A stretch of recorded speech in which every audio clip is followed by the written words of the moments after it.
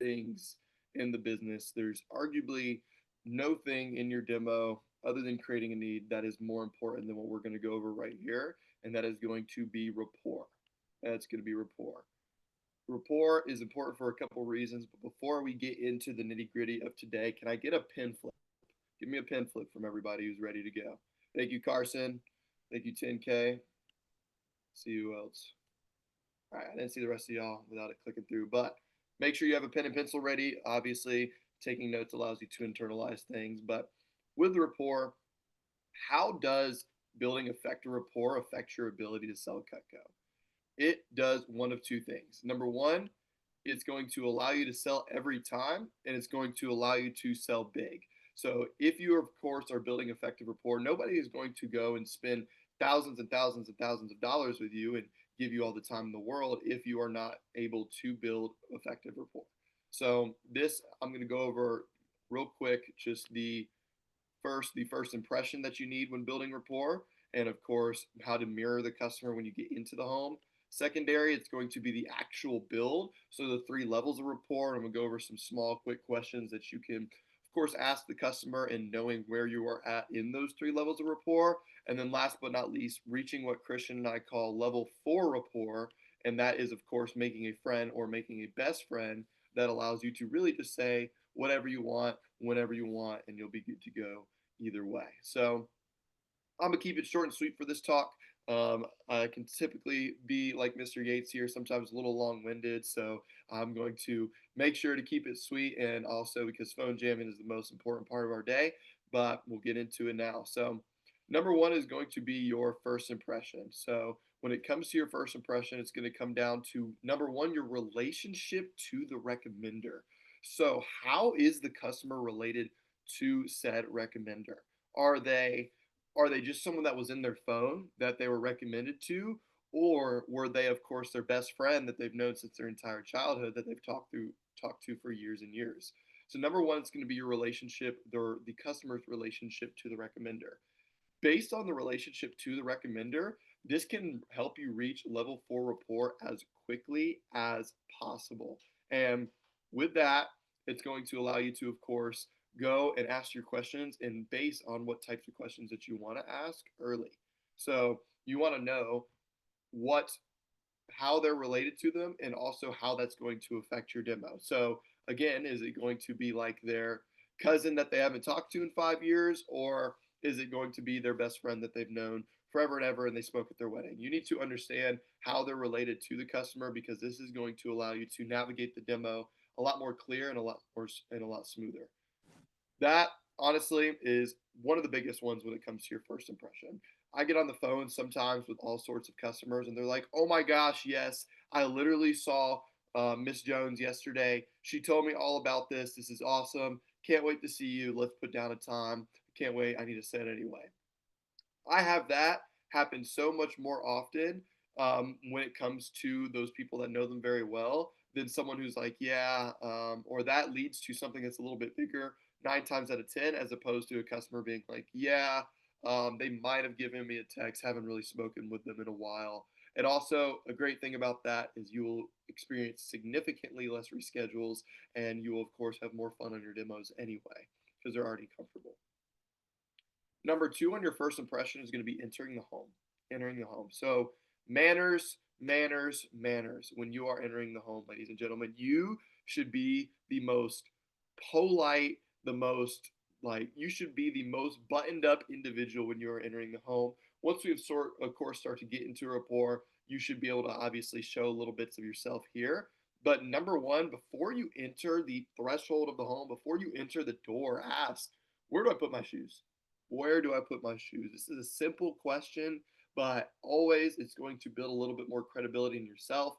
Obviously, some customers are going to be like, I don't care. Just walk all over my house with all the mud on your shoes, which you should have mud on your shoes. Just make sure, of course, you're walking in clean. But asking the simple question of where do I put my shoes can go so far with customers. I see so many customers not light up, but you can see when physically they're like, interesting. Like they kind of tilt their head a little bit when you ask something like this, and they're like, "Oh yeah, if you could just put it by the door, that'd be fantastic." Just allows you to build that extra step of credibility and that extra not connection, but it allows you just to kind of have that one step up with the customer. And then being kind and polite when you first enter the home. Shake hands, meet the spouse, introduce yourself, compliment their home. If they have kids running around, meet the kids.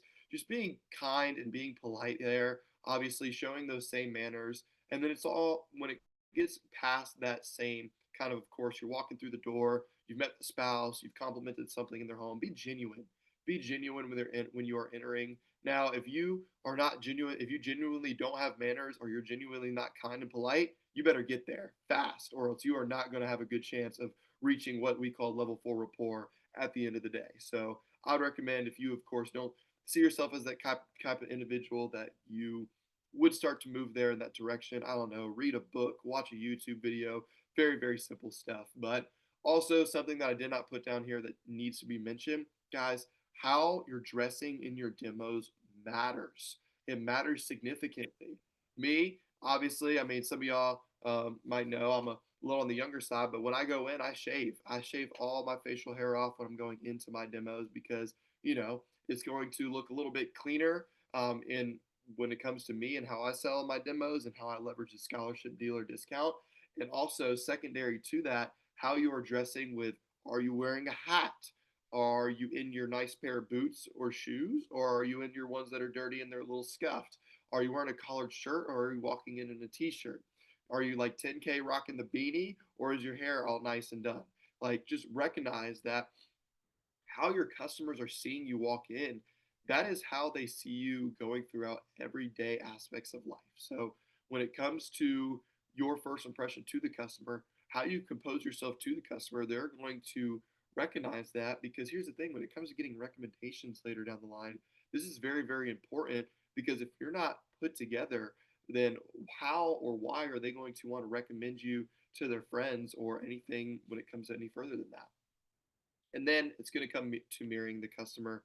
Allow the customer to lead you through their home.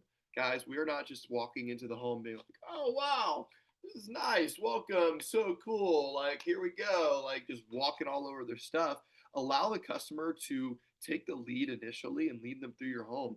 Rapport is going to be 80% the customer speaking and the 20% yourself. And part of that 80% is going to come down to you mirroring the customer. If the customer is energetic, reciprocate their energy.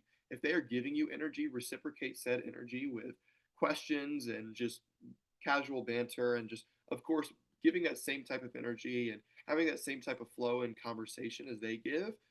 And if the customer is quiet and reserved, be quiet and reserved yourself. I don't know where the back half of this typing out went, but if the customer is quiet and reserved, allowing them to, of course, ask the questions first, allow them to get a little more comfortable with you before you, of course, start going into your whole Cutco demo or asking your questions from off the bat. So make sure that you are mirroring your customer, because this is going to show a lot more respect in you. Because some customers, if they're energetic and you're very, very quiet, they might feel a little nervous. They might be like, oh, this kid might think I'm super weird right now. And customers think that, guys. Our customers are people too. So if they're giving you energy and you're not reciprocating said energy, they might feel a little weird. If they're super quiet and they're super reserved and you're over here giving the kitchen sink of energy and all these questions, then they might feel a little scared or they might feel a little uncomfortable. And that's going to hinder you from reaching these levels of rapport quickly. Second is going to be the build. The build is going to be all about the questions you ask. You know where you are at in the build between level 1, 2, 3, and 4 rapport because of the questions that you are asking. Level 1 rapport is going to be simple questions, y'all. This is super simple. What do they do for work? Where did they go to school? How has their day been today? What did you eat for breakfast? These are honestly just really BS questions that you ask filler in conversation to get along. If you meet somebody in a coffee shop and you're just like, oh, I like your watch, or I like your hat or something, you're just asking simple questions. These are the simple ones here. Very baseline, not a lot of emotion tied to it, not a lot of personality tied to it, just the everyday simple questions that people will ask. If you're asking these type of questions, you know you're in level 1 rapport. Now, when it comes to building rapport, I'll go into this a little bit later. Level 2 rapport is going to be they're opening up about their personal life. So they're opening up a little bit more about their personal life, and they're asking you a couple more questions at this point. Level one rapport, if they are not asking you questions about yourself, then you are in level one rapport, in my opinion. So when it comes to level two rapport, they're opening up about their personal life. What are your kids' names? What sports do they play? Oh, that's awesome. What does the schedule look like? Super, super genuine questions and things opening up a little bit more about their family. Also, what do you like to do for fun? What do you like to do for fun? Do you like to travel? Where do you like to travel? All these questions are, in my opinion, going to fall into the category of level two rapport. And they're important because now the customer is going to start to see you a little bit more as a person instead of a salesperson, which is super, super important when it comes to your goal sharing and when it comes for you making a sale before you even get into the demo. Because people buy from their friends, y'all. People buy from their friends a lot more than they buy from any other person in the world. People, of course, love to support their friends, and if you're their friend, they're going to buy from and support you every single time. Then reaching that level three rapport, they are comfortable and they are interested in you. They are completely comfortable with whatever you're talking about. This is going to be them asking you about your goals and about your dreams, and it's going to be you doing the vice versa. You're talking to them about their personal stories and their dreams. Great questions for level three rapport. I have two of them. This is one that Christian does as well. Number one, how did you meet your spouse? How did you meet your spouse? That's always a fun story that customers love to get into. It's kind of, I would say, childish, but it brings a childlike energy, like a nostalgic type of energy to the demonstration because they're talking about how they met their spouse way way long ago for some of these customers, and they're getting excited, and then their spouse are looking at each other kind of laughing at this silly story of how they might have met. It might be a little embarrassed, but they're starting to open up to you a little bit more. And then the follow-up question to that is, how long have you been together? Wow, that's amazing, Miss Jones. You've been together for 30 years. And then the cherry on top, the hat trick of the question is, how did you meet? How long have you been together? And then, wow, that is amazing. I one day, Miss Jones, aspire to have a family like how you have. What is the secret to being together as long as you have? What is the secret to, of course, such a fantastic relationship, to a beautiful home that y'all have? And guys, you have to be genuine with these questions. And if you genuinely care about your customer and you genuinely care when asking your questions, write it down. If you do not have a pen and paper in your demonstration and you're just sitting here nodding at them stupidly, then guys, that brings a different energy than if you are scribbling on pen and paper. When you're going into your meetings every day, in your team meetings and your weekly meetings, and you're going and you're just listening to your manager nodding your head, or if you're not looking at them and you're just scribbling down on the piece of paper, which one do they think is more attentive? They always, always, always, always are going to believe the person that's sitting there writing down the quality questions on pen and paper is going to be more attentive than someone that's just sitting there staring at them. Now, obviously, you can be attentive and listening and show that you're listening, but it shows that you're listening a lot more than you staring at the customer, you writing these questions down. Also, another one is going to be asking a question that they haven't heard in a long, long time, like, what are your dreams? Or if you could accomplish one thing this year and that would make the year a success, what would that be? Super simple questions, or not super simple questions, they're kind of deep questions. And you, of course, start to reach that threshold with your customer where you're making a friend. Now, I didn't get to fill out this part because it was just a part. This is a part. This is about shooting from the hip here. Level four rapport is very simple. The customer is your best friend. You are literally able to say whatever you want in whatever capacity, and your customer is 100% comfortable with whatever you say, and you are confident that you can say whatever you want because you have spent the time building up to what we call level four rapport. Now, honestly, I didn't know there was such thing as a level four rapport, and we never even talked about it. We always said as high as level three, but level four rapport. I think the first day that I started to kind of witness it is this is literally like your customer in and out. You can call them if you ever need anything. You can call them if you need help.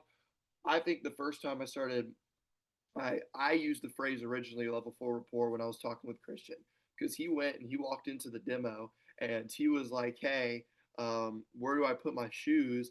And they're like, yeah, you don't need to worry about that. And then, pardon like what I'm about to say here, this is what the customer said, but they're like, you don't need to worry about that. We're not like Indians or anything. You don't need to put your shoes somewhere. And then he was like, oh, you don't like Indians? Like asking some crazy question like that. And they were like, no, we love them, but they're just, sometimes and they just kind of had a little moment there. And then they just went to the demo from there. It ended up being a kitchen. It ended up being a kitchen sale just based on that from the beginning. Just getting into the rapport. And I remember it was a kitchen in 30 minutes. Like he spent 2 hours asking her about her life, about her family, about everything under the sun. And then when it got to the actual clothes, he sold the knife set. Then he was mid selling through the cookware set. And then she was like, man, it would just, I mean, it'd be really awesome if like y'all just had something where it was like you replace your entire kitchen, like flatware, cookware, and the knives. Like that would be amazing. And he was like, oh well, let me ask you this, and then boom, kitchen right there. Just she literally asked for the kitchen at that point. And level 4 rapport is also going to allow you to sell big even if there is no need. I remember one of my, I wouldn't say greatest demos ever, but one of the most life changing demos that I had in my perspective and how I viewed life was with an individual named Ron Ross. So, recommender of a 4K order. The person that was recommended, his name was Eddie Levine, and the person went and they ended up just based on rapport and just literally they were rich. I mean, just to be honest, they were rich. I went in, I walked. He had a $50,000 Rolex Daytona on his wrist. I could recognize because I was into watches. Saw it on his wrist. I was like, dang, this guy's pretty cool. And we were just getting into it. But he recommended me to Ron Ross. Ron Ross agreed. He said, look, Eddie basically raised me. My dad wasn't around too much. He always gave me work and he always went and taught me like the difference between right and wrong. And so when I went and got into the home, he was like, yeah, we would not be seeing each other if it wasn't for Eddie. Like, if you know him, I know you're cool. Boom, immediately reaching level 2 rapport. I bought him Huey Magoo chicken. We sit there and we smacked on some chicken. Excuse me. And we talked for 2.5 hours about life. He told me everything about his life. I learned all of what he did for literally the past 8 years.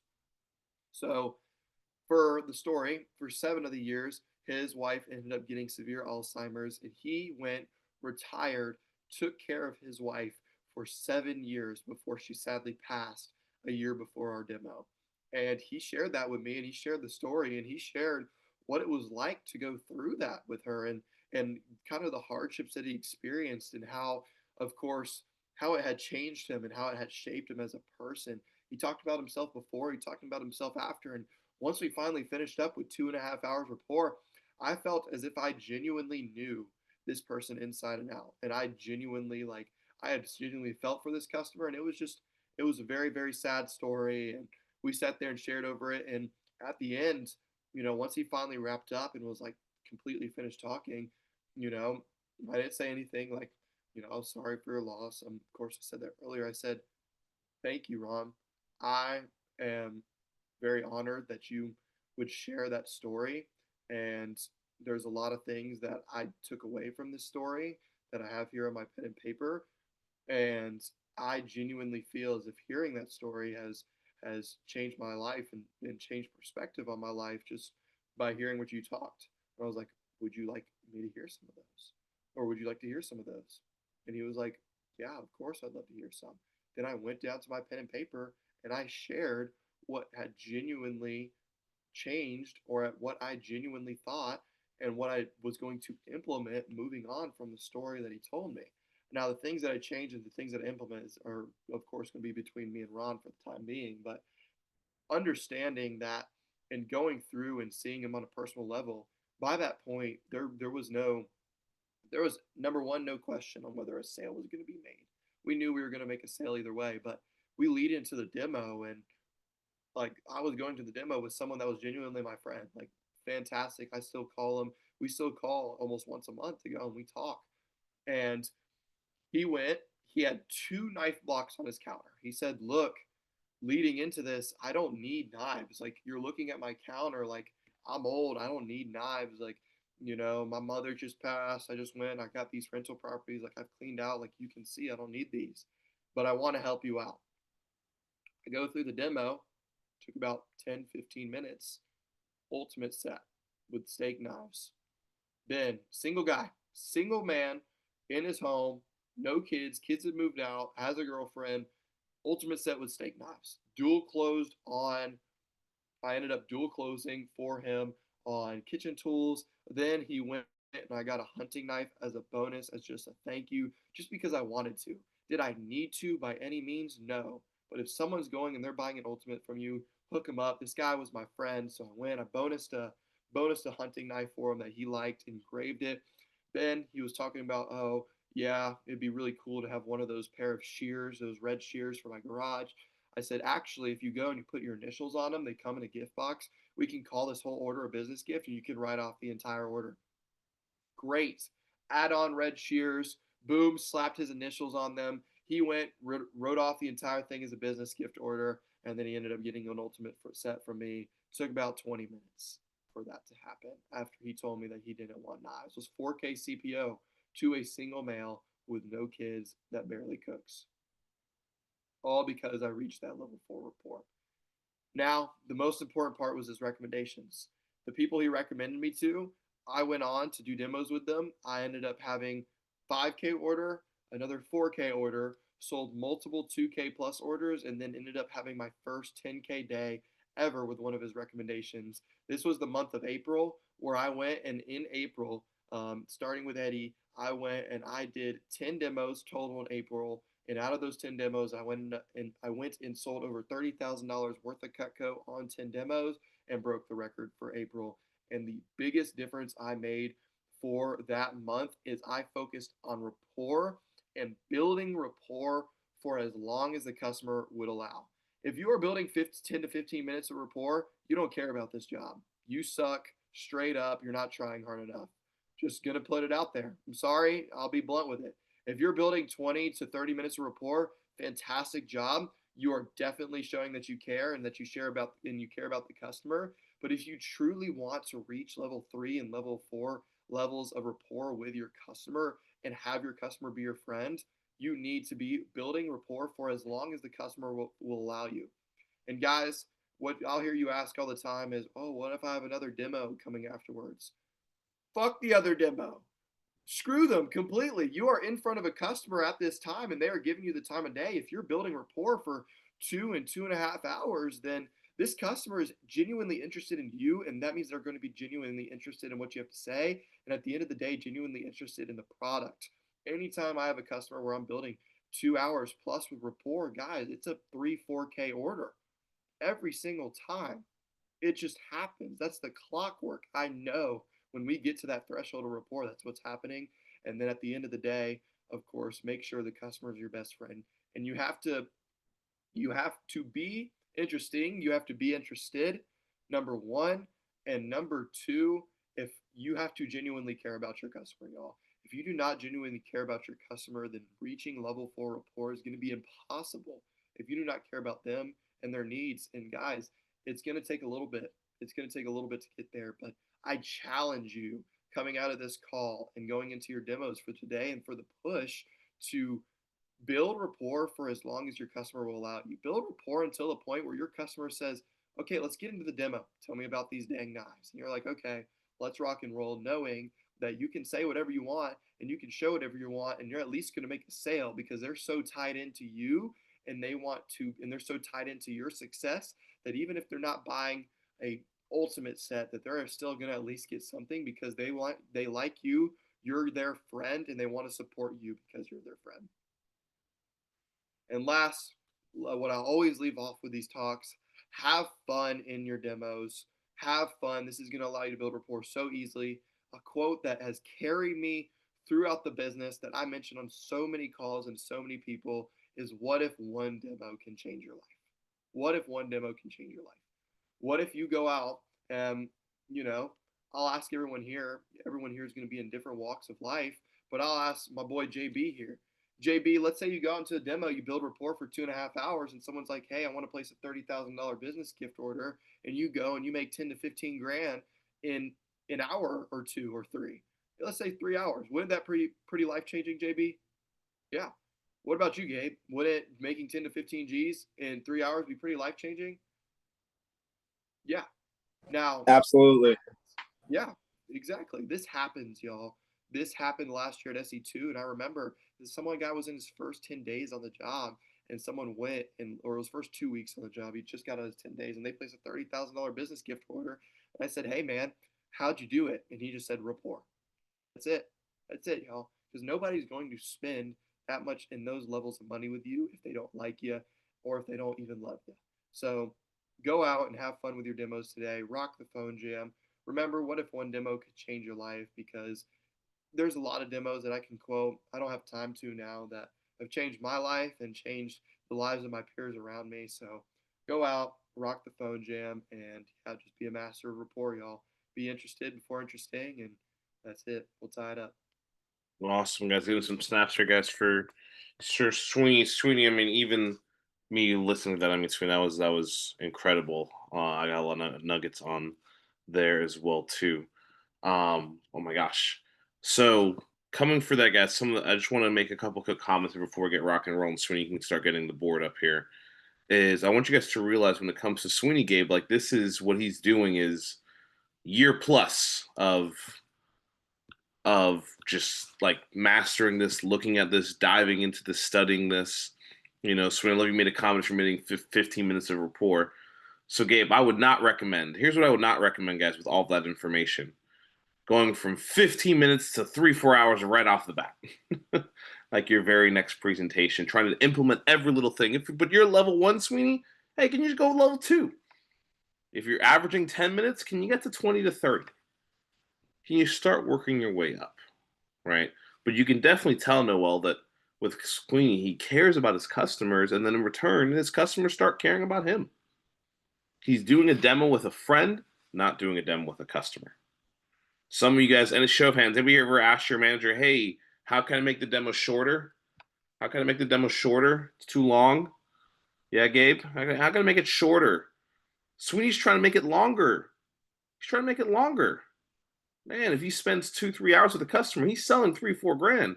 And Sweeney's 3-4 hours, but Sweeney off of $3 grand, you're making $1,500. That's not bad. 3 hours worth of work, $1,500. All right. So hope you guys got some good nuggets there. This is also being recorded. I would highly recommend going back through and watching this. What did you say, Sweeney?